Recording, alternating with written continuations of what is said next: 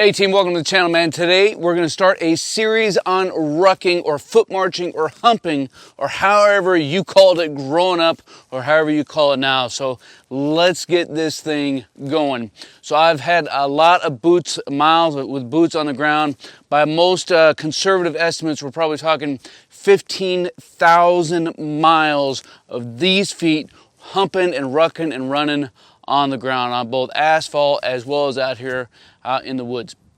So we're going to try to break this down in a few bite-sized pieces that we can intake and absorb, and put some practical things in your kit bag so that you can add this into your regimen. I think foot marching is probably hands down the most underrated and underappreciated physical activity that we can perform, and I think there's a lot of myths out there, and so we're going to try to put some of those aside as well. So let's get this thing going. How does that sound? Right, and before we do, man, let's get a quick shout out from our sponsor.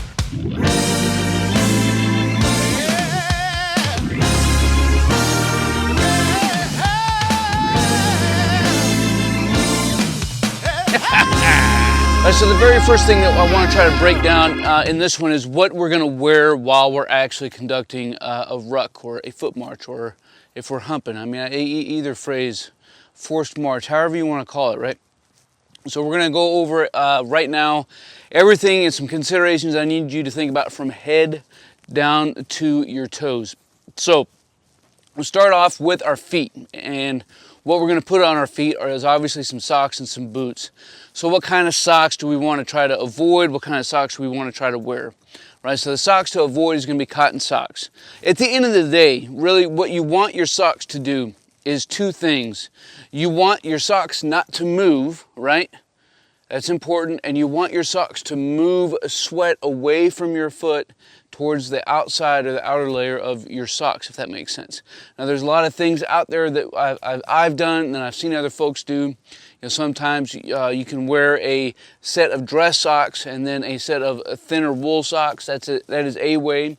I have been wearing Fox River socks for quite some time, and they are a wool blend and synthetic blend socks, and I think most of their socks are fully synthetic with some different blends that they have available in them. The other option would be to use some wool socks, whether they're merino wool or any kind of wool socks you want to get. And truth be told, the more you're going to get what you pay for when it comes to socks. So the more you pay for a pair of socks, the better off it's probably going to be. And what these socks are going to do is just that, right? So you can imagine, because at the end of the day, if our feet are moving for any reason, that's going to have a hot spot. Hot spot equals blisters or other injuries that we can face and succumb. So we want to try to mitigate these. You know, so when you're putting on your socks, they need to be tight-ish, right? You don't want any curves or wrinkles or any loose portions on around your feet from your socks, if that makes sense. And again, trying to get all the wetness of material, because no matter what, man, your feet are going to sweat while you're rucking. So you want to try to move all that sweat away and towards the boot of the outer lining of your socks, towards your boot, if that makes sense. Let me know down in the comments below what kind of socks you prefer to use. You know, there's some other things you can do. You can even use any form of a liner, and I'm talking, quite frankly, even pantyhose, which is actually a great tool to keep ticks off your body. And again, that's all we're really trying to do. I've known folks who've put Vaseline on the soles of their feet.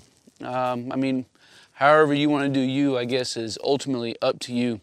Right, so Fox River socks, this is not advertisement for them. I just have quite a few. And there's our other good socks that are out there that you could look into adding in your kit bag. The Fox Rivers I've got right now, I've been wearing for the past 3 years. And so they're pretty darn tough, and that's another good brand that's out there as well. So check them out. Links down in the description. All right, so next up we have our socks taken care of. Now we need some boots or some kind of footwear to put onto our feet. Right now, what I'm going to tell you and what I'm going to show you is, and so I'm a huge proponent of the Belleville boots, and again, this is not a commercial for them. I'm on my third pair now, I think.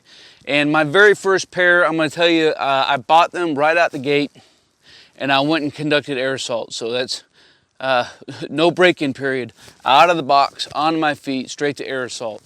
So that tells you something about the boots. And quite frankly, that's because boot manufacturing has come a long way.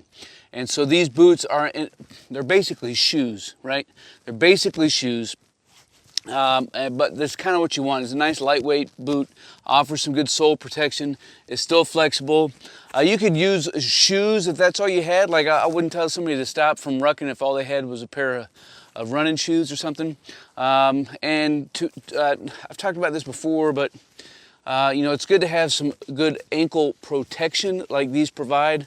But that's really what they're doing, is ankle protection as opposed to ankle support. So I mean, you're still going to roll your feet. You could potentially still roll your ankles with these. So you just be careful and watch where you're going, right? I mean, come on, what are we doing? So again, you know, when we're going to lace up our boots, I'm going to give you a couple things real quick, and especially how to make sure that your boots are sized right. Now, there's all different styles and manufacture of boots, and so what I'm going to show you doesn't equally apply to every single set of boots out there. But again, you want to make sure that you know the kind of socks you're going to wear, because you may have some winter boots that may need to be a little bit larger to accommodate additional socks that you may have on your feet, especially nice thick wool socks. It may take up a little bit more space in the boots. And you may also need a pair of summer boots, right? Does that make sense? So now that we have a pair of boots and we want to get them sized, we don't want our foot to move basically from right here to right here. This box right here needs to not move in our boot. It's okay to have a little room in the toe box for your little toes to wiggle woggle, but you don't want any side-to-side motion with your foot inside your boot. When you go to lace up your boots, if you're lacing your boots up and it starts to get so tight like this, odds are it's a good indicator that your boots are too big, because you shouldn't be able to do that. Conversely, you know, if you go to lace up and you got it tight, and you have that much space around your boots, right, in between here, odds are your boots are too small. So they're gonna be constricting on your feet. It's just a quick indicator. Again, it's not a tell-all, but it's just something for you to add into your kit bag. Again, let me know what kind of boots you wear down in the comments below. The way we can continue to keep this conversation rolling. All right, so we talked about socks, we talked about boots. Let's work up for the rest of our body. When it comes to our trousers, you know, I've seen a lot of folks out there, especially in the military, they like to ruck with PT gear and boots. And I guess there's something to that says that maybe you might be conditioning your feet. But I'm going to tell you right now, man, you need to condition your entire body.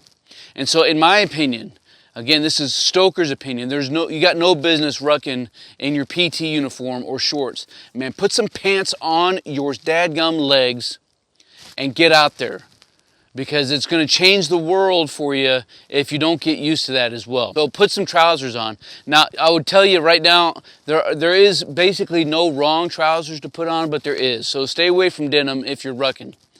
I know our forefathers, you know, may have worn more of a denim or heavy cotton material in the past, but those days are long gone. So stay away from denim.